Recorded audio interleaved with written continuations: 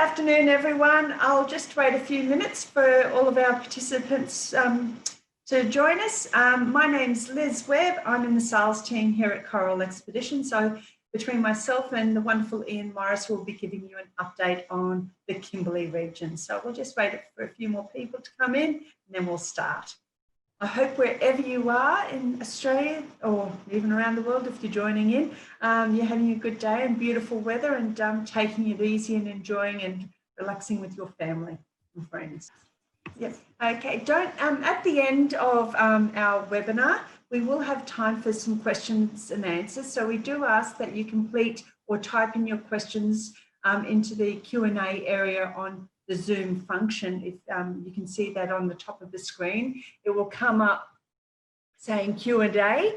So all you need to do is type in your question there, and at the end, I'll be able to look at all the questions, and either Ian or myself will be able to answer those. If we don't get to them, please feel free to email us and we can answer you that way as well.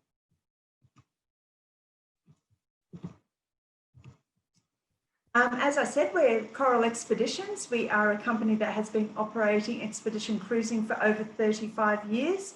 And we're actually very proud to advise that, we've been able to restart with confidence. And that is the overall plan and ability to look after our guests and our crew on board new ships, on the new itineraries that we're traveling.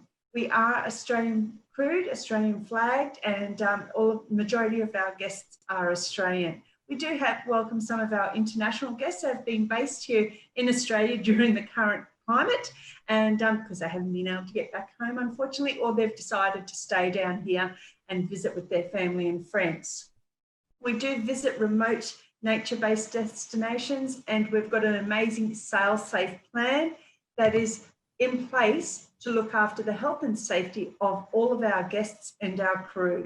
This is a comprehensive COVID-19 sail-safe plan that we've done in partnership with Respond Global, a third-party medical expert, and details of sail-safe can be found on our website under the COVID-19 information area.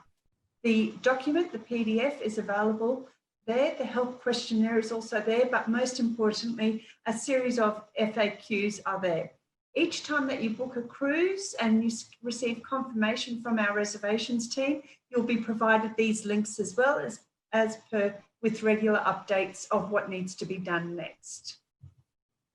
But without further ado, I wish to take you on a beautiful journey through the Kimberley, and with no better who to be able to do this with, Mr. Ian Morris. Ian has been working for us for over 20 years as one of our guest lecturers, and I'd like to hand it over to Ian. So welcome, Ian. Thank you for joining us.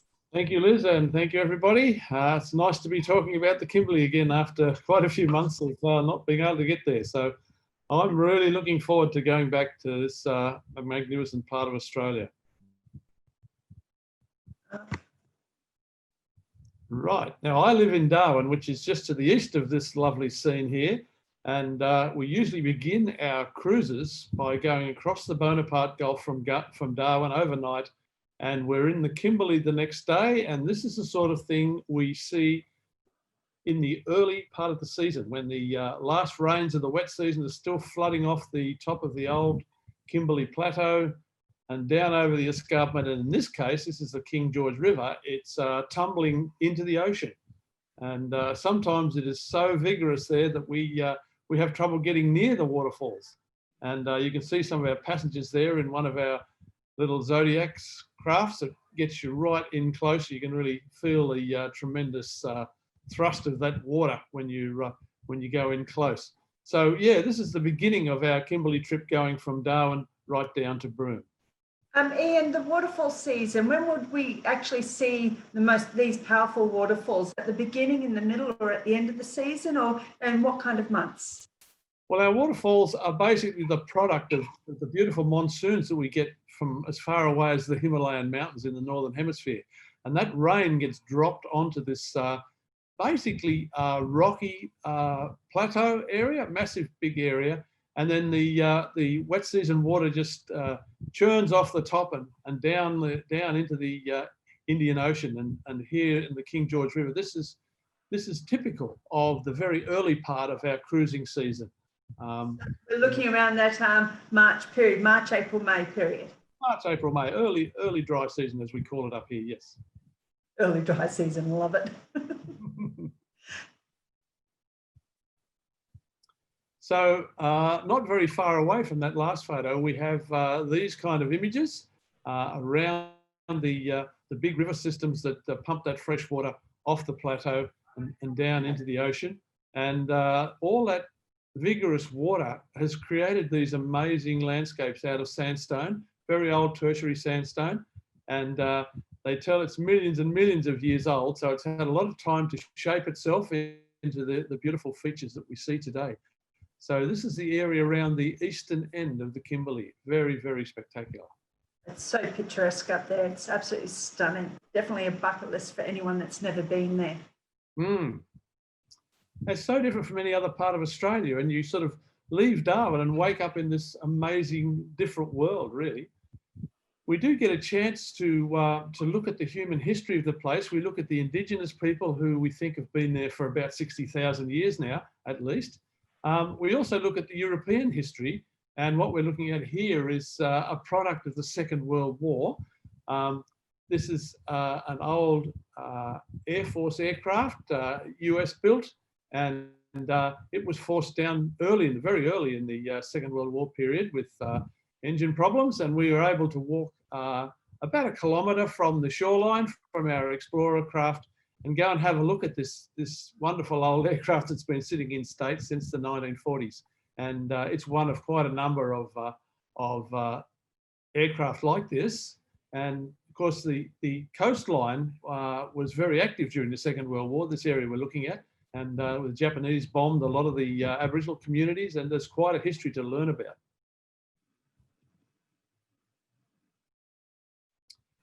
Also in the same area, not far from where that aircraft is laying in state, are caves and sandstone overhangs that display some of the oldest human art form in the world.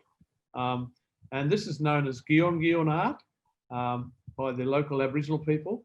And they tell us it's beyond 20,000 years old, some of it. It's a very, very old style. It's not been practiced now for a very long time. And there are much more modern styles that overlay these older styles of art. But we have the privilege of being able to visit some of the best examples of this very, very old Bradshaw art, or Gion as the people call it. And it's just basically stains on the sandstone now. The ochres that they used to paint with have long since gone, and the iron that's in the ochres has interacted with the surface of the rock and caused a stain. So what we're looking at there are basically just stains of where the artwork was. And that's what gives it its archival value. It made it last so long. It's a really good picture also, besides the Gion artwork. It's stunning, it's vibrant. Having a look, and shows the history of the area, but also the people above in the top image, and the terrain and everything that they're walking through. And is it easy to walk around the Kimberley, able to, climb over the rocks and have a look and get into these sites with maybe some little bit of challenges, but comfort for our guests? Yes, we have access to some nice close artwork so that people who are not used to climbing around in the rocks can get a pretty good go at looking at this art. So you can see there's some of our guests standing there in their walking shoes. We're quite close to the coast, it's level. There's a little bit of climbing in places, but we usually offer easy sites to everybody that wants to go and give it a go, and more difficult sites for those that are a bit more adventurous. And for the other people, we often put coastal cruises or other options on at the same time. So this is basically something for everybody, but we do have good access to some of these art sites. And always we do have our expedition team and guest lecturers, and some of our crew accompanying the guests to assist whilst on our shore excursions. Yes, in certain places too, we're able to meet up with the traditional owners, and they can give us their tilt on this marvellous art, as well as the more modern styles that we see as well. Now here you can see up on the plateau, we get the option to go on a helicopter cruise up above the plateau, and kind of get the big perspective. So there you can see the Mitchell River on the top right, flowing down, and then eventually goes over the falls. Quite a spectacular waterfall. And we do have access to that on these optional helicopter flights from the coastline. And also down in the bottom left there, you can see we also enjoy sunset drinks on the beach, where the crew will go and set up all our little deck chairs there, and we'll sit and watch a beautiful sunset out to the west, and just enjoy the atmosphere. We do that as often as we can. It's very popular with the guests. And for those who like a bit of a scramble, we can go up into some higher places and look at some different types of art, as well as birds and animals that we're likely to see along the way as well. So there's sort of something for everybody up there. So if you're not doing a heli flight, one of the other tours that we arrange? Right, now this is a beautiful place for those that want to stay with the Explorer and go and look at more of the beautiful rock formations. This is a place called Hathaway's Hideaway, and it's typical of the soft and hard layers within the sandstone escarpment country there. We call this elephant leg weathering, where you've got a softer layer of sandstone below a hard layer, which makes a sort of a roof, and it forms a labyrinth of tunnels, all at right angles to each other, and it's very cool in there and quite dark, so we take hand torches with us. We go and have a look at the shy wildlife that only comes out at night time. Normally we can go in there into these caves and see things like possums and lots of strange invertebrates and bats. Sometimes we find a lizard or something up on the walls, big geckos, for instance. So there's quite a bit of wildlife that during the day, away from the heat and the bright light, and in these caves and tunnels. You also see the beautiful patterns that the sandstone forms with weathering, because all the different layers are different colours. And when the weathering sort of eats into that layering, you get these beautiful patterns. On the right-hand side there, we have a more modern style of rock art that we do see in certain parts of the Kimberley along the coastline. And that particular painting there is about 4 metres tall. It's a great big one. So there are different age group rock art. Is that Wodgina? Yes, that's the Wodgina style, which is our most recent style.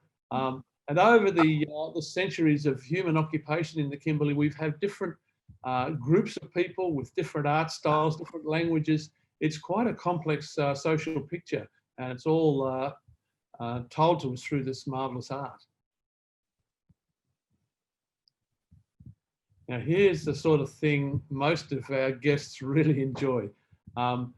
Because of the access we have to these remote areas, all our passengers can get on board the Explorer vessels, which are very comfortable and shady, and we can cruise into all sorts of areas that most people would never see. We do it in comfort and safety, and this is in the northwest Kimberley area, and we are looking at a beautiful monsoon forest, a mangrove forest system within a big sandstone embayment.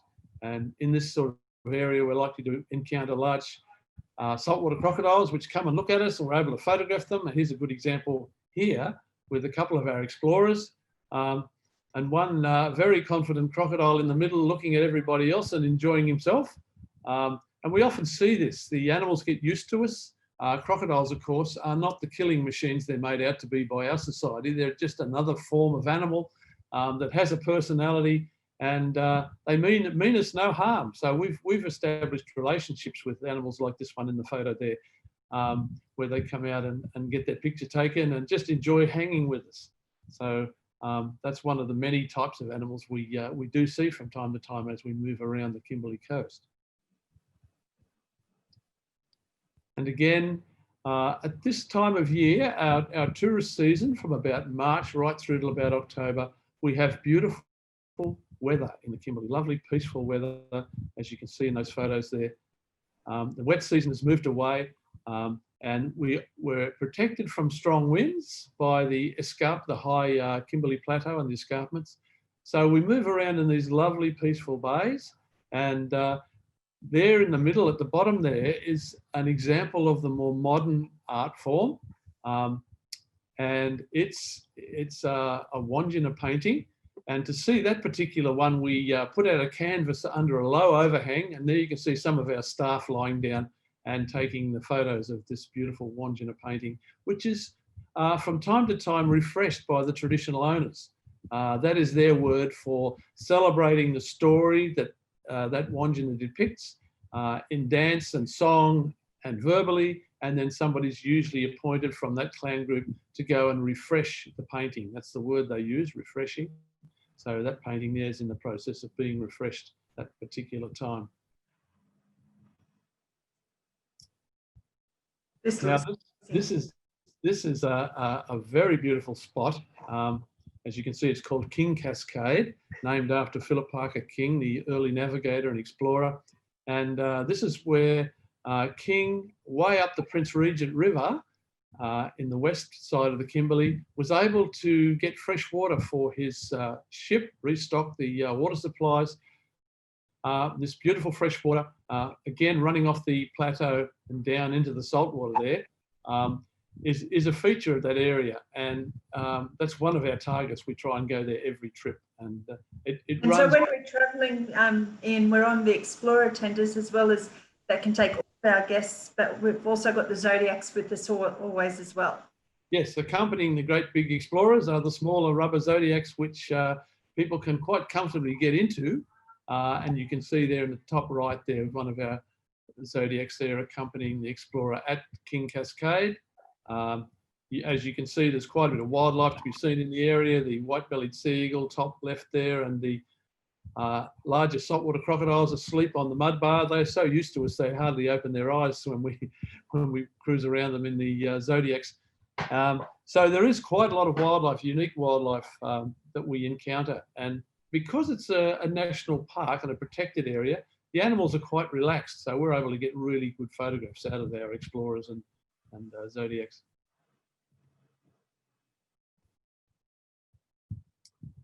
Now, the very first Western person to properly chart and navigate these areas was Captain Philip Parker King. And we often look at what he did there in terms of recording this coastline for safe navigation and so forth. And in this instance, that's a big double boab tree we're looking at. And the word mermaid, HMC Mermaid, that was the name of his vessel. And then below that is 1820, the year that he careened his vessel on the beach at this particular place, Careening Bay. And so we go and visit that famous old tree, which is getting bigger and bigger. And the two trunks are getting further and further apart. But that's his original handiwork in the trunk of that tree, quite a famous spot. That's his vessel. On the left-hand side there, a drawing showing what the first navigational vessel was like there. And on the bottom right, on the beach, as the vessel was being repaired, it was a wooden vessel. It had quite a few leaks and problems. And so they spent quite a bit of time there, the fresh water supply for them at Careening Bay. And we're able to walk on that very same beach and look at where it was that King did all this work. Beautiful Montgomery Reef. It's an amazing site. Yeah, this is another, there's so many stunning features in the Kimberley, quite different from each other. Now we're offshore and way in the horizon there, you can see the mainland of the Kimberley. It's about 35 kilometres away from us. And we're out on a platform reef called Montgomery Reef. It was named after Philip Parker King's surgeon on board his ship at the time. And Montgomery Reef is a sandstone structure, but it's below sea level. And on the flat top of this structure is amazing complex corals. Now these corals have formed quite a thick surface, and at high tide, it's not visible. But as the tide recedes and goes out of the water comes this amazing reef. And we're able to get the explorers right into the channels and right up close.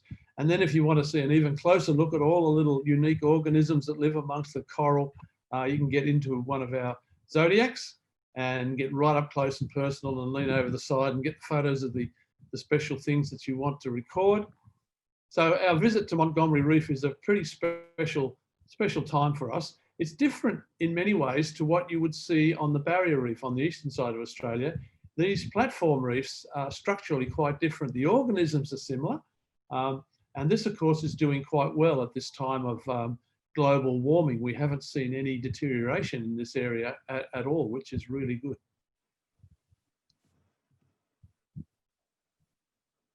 And not far away from Montgomery Reef on the mainland, in this great big area we call Doubtful Bay, are lots of beautiful sandstone formations. The one there at the top looks a little bit like Ayers Rock out at sea. And it's a little island, quite significant to the Wurrura people, the traditional owners of this area. They have lots of stories going back into the mists of time about how that island got the way it got. We're able to go close and have a good look at that. And on the left-hand side of that same panoramic picture are some very, very nice art sites, traditional art sites, which are still looked after and curated by the traditional owners today. And we meet with the traditional owners at this particular area, I believe. Yes, quite often we have the privilege of meeting the people somewhere along the coastline, and then we get their interpretation of this very, very ancient art and all the different sequencing over time that's occurred in these art galleries. It's quite amazing. So there's interesting archaeology there, and the artwork, as I said, is some of the oldest on the planet.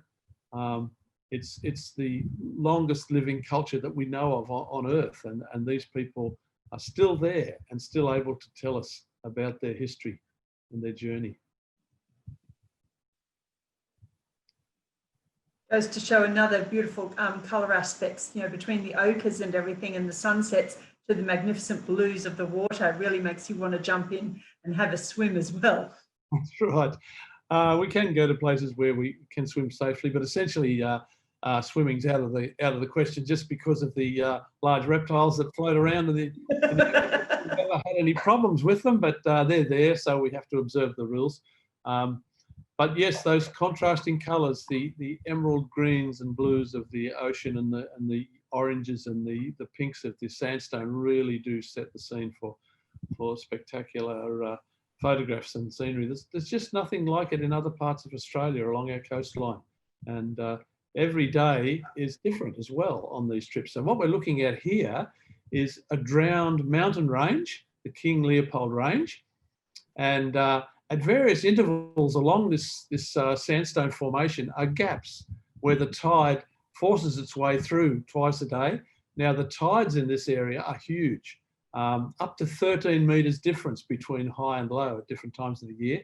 And so with that volume of water going up and down, you can imagine the pressure that goes through those gaps as the tide is either rising or falling. And we're able to get our Zodiacs and whiz through some of these pretty scary places. And I know our guests just love it. Some of our guests are asked to go through a second and a third time. It is so spectacular and exhilarating, really. Big tidal range. The power of the ocean, you can really feel it when you're in a small vessel like that. And again, in other places, this area here is called Nares Point in the Buccaneer Archipelago, which is part of the King Leopold Range. There's all these old sandstone formations. And in this particular place, Nares Point, you can see buckling and folding in the layering, which was originally horizontal, but then it was uplifted and then it was heated by metamorphic activity in the geology and twisted and buckled, and you end up with some pretty amazing geological formations like the Nares Point formation there, which is really bent right up at 90 degrees to its original layering. Beautiful colours in amongst it as well. This is one of my favourite places, Lassapede Islands, beautiful nature reserve. Yes, the Lassapede is one of many parts of the Kimberley that are, again, different to everywhere else. As you can see by the three brown boobies sitting up there, they're very proud of their little island. This is another system, about 4 islands together, about 40 kilometres offshore. And as the sign says, it's a nature reserve, particularly for breeding seabirds, and many species of birds come ashore throughout the year and lay their eggs and raise their chicks. Also, green turtles, flatback turtles, hawksbill turtles are all seen coming and going nesting and so forth in these islands. So completely natural places. We're able to get in again in our Zodiacs right around the coastline and photograph the birds. They're not frightened of tourism. Nobody's ever harmed them, so you can get quite up close and get photos of little chicks being fed and so forth. So another unique part of our Kimberley run, the Lassipede Islands. And these are also some of the other wonderful things that you love about the Kimberley, all the marine life and all the animals, and then of course the flora and the fauna. Yes, essentially in North Australia, the wildlife is largely nocturnal. So you're not going to encounter a lot of things in the daytime. But in the Kimberley itself, we do see a lot of these quiet little bush animals. On the top right, top left there are the lovely flying fish, which are a variety of colours. We see often around the back of our ships when we're anchored at night. These beautifully coloured fish are on the surface playing around. Below there is the whistling kite, which often come around our vessels, and one of the more common raptors in the Kimberley. In the centre at the top there is the short-eared rock wallaby sitting on a ledge. Now, we often see these little marsupials staring down at us from the ledges as we move around in the Explorer. And even though they're nocturnal, they come out and have a look at us to see what we're up to. They're kind of curious. The humpback whale below the wallaby there.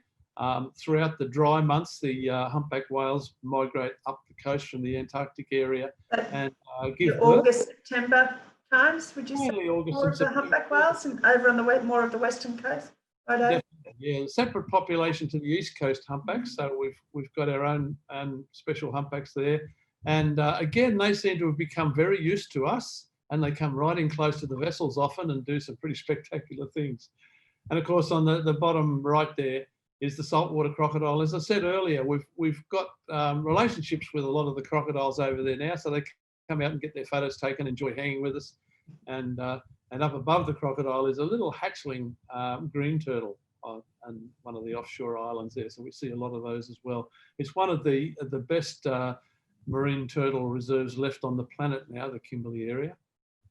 I remember when I went to the Lassipede, it was a September cruise. So I got to see all the crocodiles and the humpback whales and everything. But at the Lassipedes, there was about 6 turtles, female turtles along the shoreline, and each of them had a male turtle on the back, and there was another male turtle waiting their turn. And it was just like, this sound was just incredible, and actually being able to see the tracks of where the female turtles were going up to nest or lay their eggs and everything. It was just like, my God, this is incredible, being able to see this and so up close, and hearing the sounds as well. So because there's no other sound around, it's just the sound of the animals and the waves slapping on the beach at the Lassipedes. I think a lot of the wildlife in the Kimberley is very lucky that there's been no development in that coastal part of Australia. So they've been left to themselves, and they're probably much as they were when Captain Philip Parker King first sailed along the coastline.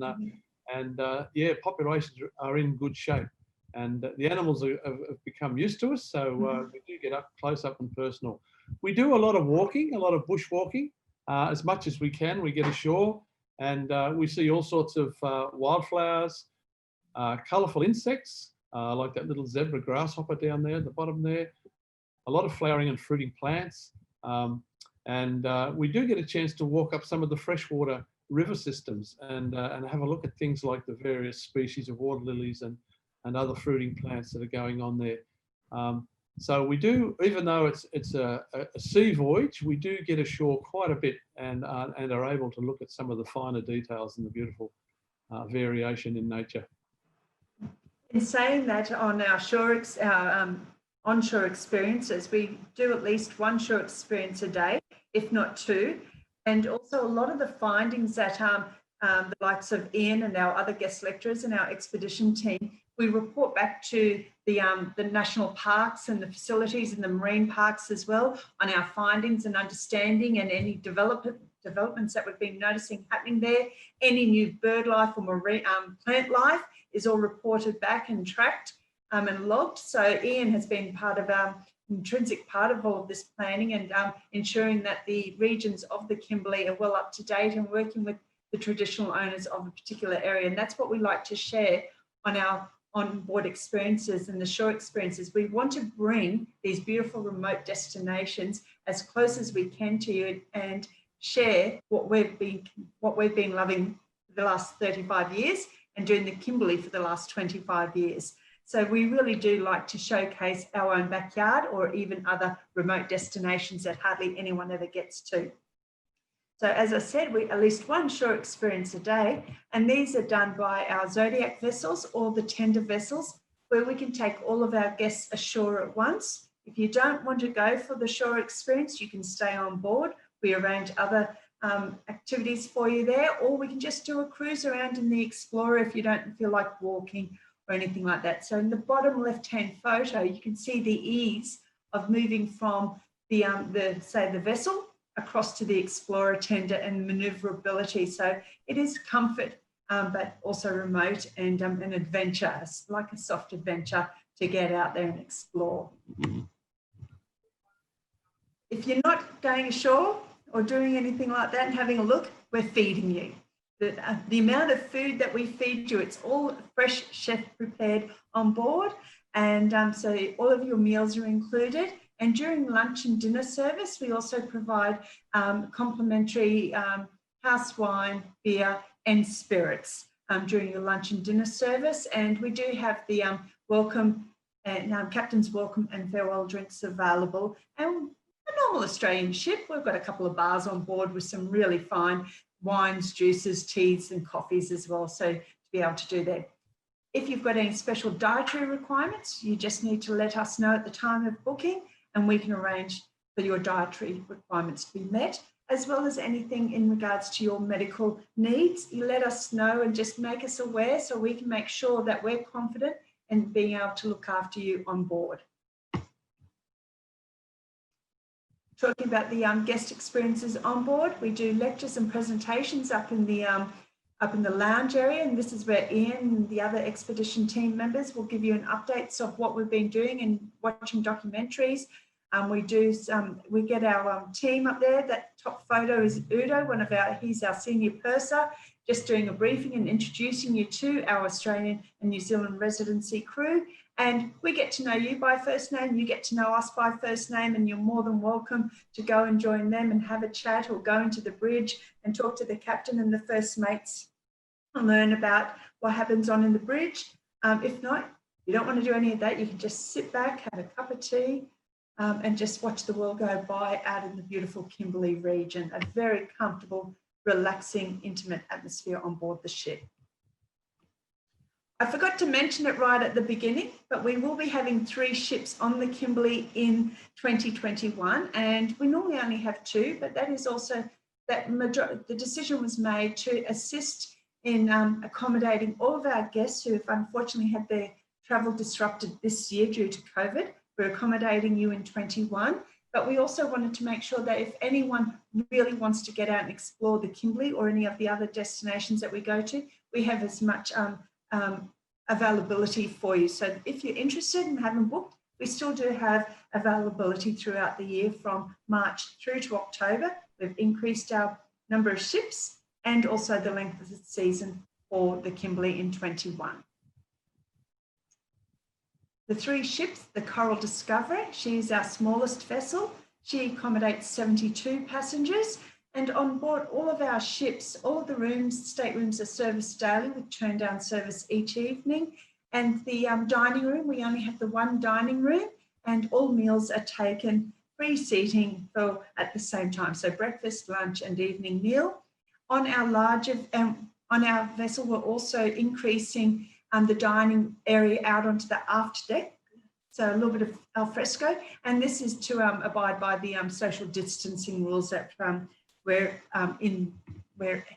experiencing at the present moment.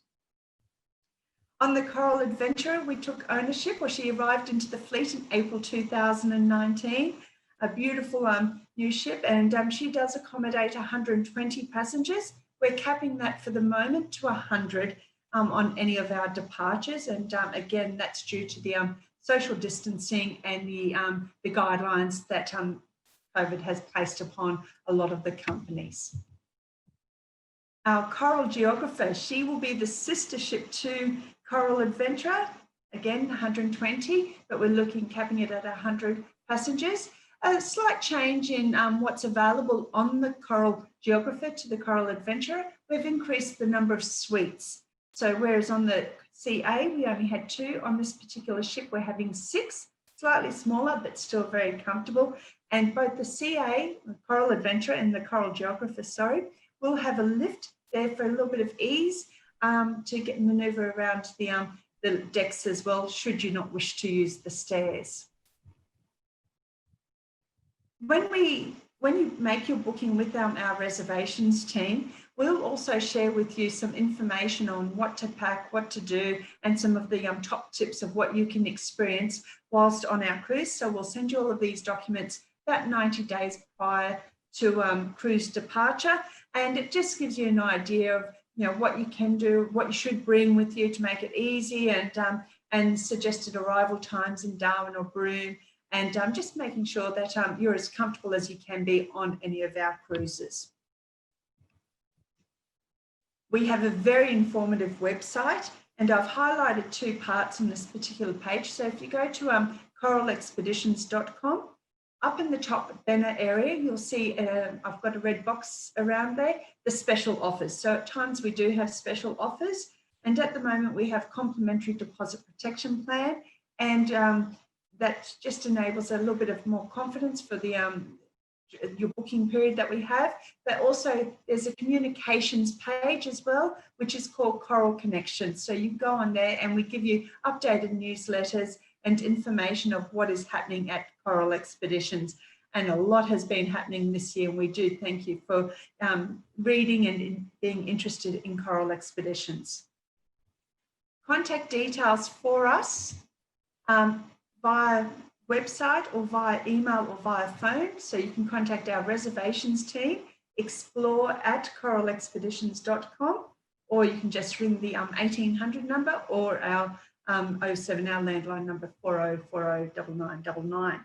We have an eager, willing reservations team. We've been all on deck, pardon the pun, working hard behind the scenes to make everything as safe and comfortable for all of our guests that we're looking forward to welcoming in 21 back on board. And for those that may have already travelled with us already on some of our Great Barrier Reef departures this year, thank you very much. I'm going to now look at the questions and answers, so bear with me while I have a look. I've just, from Robin, you're a solo traveller, wonderful. We do have some offers, and we do look after our sole guests. On our Kimberley cruise, though, I'm thinking that you're looking at being able to travel. We do have a single supplement that we do apply to our Kimberley cruise, and that is the full fare plus 50%. At times, we do also have, if you're willing to wait and have the ability to wait, we've got what we call the standby single. So if you're interested, you can let us know, put your name on the wait list, that you've got the flexibility to travel at any time.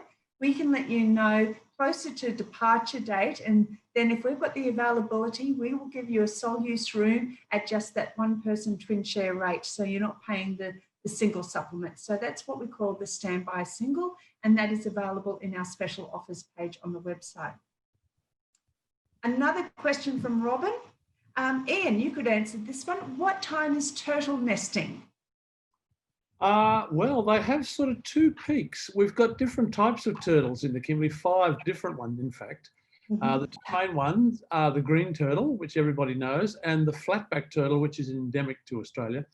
And both of those turtles will start nesting in about June, July, and then their nesting backs off until about October, November, when they have a second peak in their nesting, an even bigger one. So towards the end of the dry season, September, October, we start to see a lot of female turtles coming ashore. So basically sort of 2 peaks in the dry season. Great. Thank you, Ian. Next question from Cheryl, asking about how much time would be spent off the ship and on average per day. So we do try to do a shore excursion every day, anywhere from 2 hours to 5 hours, and that the Prince Regent River is one of the longer days that we're out there. So we do have the Explorer Tender that has a comfort stop on board, and we do take refreshments, everything with us. If we're not doing one shore excursion, we'll be doing two shorter shore excursions. So you're looking at probably on average, Ian, would you say about 5 hours a day? Yes. Yes. Okay, great. A question from Cheryl again in regards to travel insurance that is offering remote evacuation at the moment. We have been working with 2 companies that have been in contact, and other guests have actually informed us that they are providing the remote evacuation. That is, one of them is Fast Cover Insurance. One we hadn't heard of, but we have been doing some research, and guests who have just travelled with us have found them very good and very helpful. And the other one, which we have just learnt of, that is offering the remote evacuation, is CGU Insurance. So there's some companies there that are offering that. Sometimes they're not offering it so early prior to departure, as they normally only do travel insurance a year out from travel date.